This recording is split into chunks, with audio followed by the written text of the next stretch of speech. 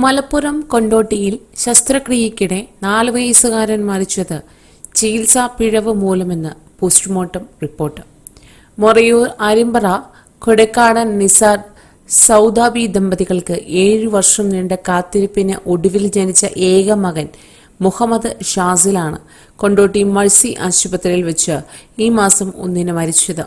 അണ്ണാക്കിൽ കമ്പ് തട്ടിയുണ്ടായ ഒരു മുറിവ് കാരണമാണ് 4 വയസ്സുകാരനെ ആശുപത്രിയിൽ പ്രവേശിപ്പിച്ചത്. ഉടൻ തന്നെ ശസ്ത്രക്രിയയ്ക്ക് വിധേയനാക്കി. കുഞ്ഞു മരിച്ച വിവരം പോലും വൈകിയാണ് കുടുംബത്തെ അറിയിച്ചതെന്നാണ് ആക്ഷേപം. വർഷങ്ങളുടെ കാത്തിരിപ്പിനൊടുവിൽ ജനിച്ച ഏക മകൻ ഈ വീട്ടിൽ എല്ലാമായിരുന്നു. താങ്ങാവുന്നതിലും അപ്പുറമാണ് ഈ വേദന. അണ്ണാക്കിൽ കമ്പ് തട്ടിയുണ്ടായ മുറിവ് കൊണ്ടല്ല മരണം സംഭവിച്ചതെന്ന് പോസ്റ്റ്മോർട്ടത്തിൽ വ്യക്തമായി.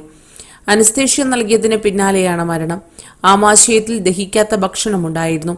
അതായത് മയക്കുന്നതിന് മുൻപ് വേണ്ട മാനദണ്ഡങ്ങൾ പാലിച്ചില്ല എന്നാണ് പോസ്റ്റ്മോർട്ടം നടത്തിയ ഡോക്ടർമാരുടെ നിഗമനം. കൊണ്ടോട്ടി ഡിവൈഎസ്പിക്കാണ് അന്വേഷണ ചുമതല. പോസ്റ്റ്മോർട്ടം നടത്തിയ ഡോക്ടർമാരുടെ മൊഴിയും അന്വേഷണ സംഘം രേഖപ്പെടുത്തുന്നുണ്ട്.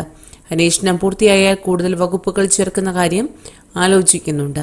കൂടുതൽ വാർത്തകൾക്കായി ഈ ചാനൽ സബ്സ്ക്രൈബ് ചെയ്യുക.